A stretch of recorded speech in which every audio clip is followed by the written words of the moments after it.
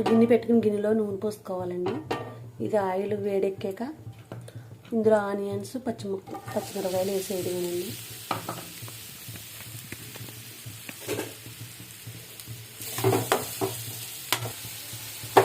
మెత్తలు అయితే 4-5 సార్లు కడుక్కోవాలండి. ఇందులో వెండి కదా, ఇందులో వేసుకుంటుంది. బాగా కడుక్కుని పక్కన పెట్టుకోవాలి. ఈలోగా మనం ఉల్లిపాయలు అయితే వేసుకుంటామండి. ఇలాగా ఉల్లిపాయలు అయితే వేగిపోయినాయండి. ఇప్పుడు మామిడికాయ ముక్కలు వేసేసుకోవడము. మామిడికాయ ముక్కలు వేసాక మగ్గాలండి. ఇవి కొద్దిగా పసుపు ఉప్పు వేసుకోవాలి. మూత పెడితే దీన్ని మగ్గనిద్దాం. కారం వేసానండి. ఇప్పుడు ఇందులో వాటర్ పోసేసుకోవాలి. వాటర్ పోసి బాగా ఉడికించుకోవాలి. ఇలా మరుగుతున్నప్పుడు మెత్తల్లో అయితే వేసేసుకోవాలండి. కడిగి పెట్టుకున్న మెత్తల్లో అంతే. చిన్న మంట మీద ఉడకబెట్టుకోవాలి దీన్ని.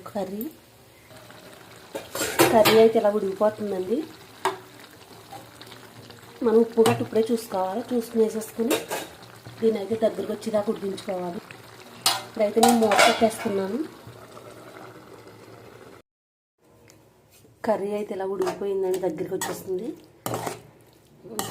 ఆయిల్ సెపరేట్ అయిపోయింది కదండి. టేస్ట్ అయితే చాలా బాగా వచ్చింది.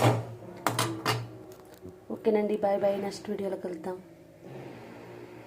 నా వీడియో కనుక మీకు నచ్చితే సబ్స్క్రైబ్, లైక్ చేయండి. ఓకేనండి.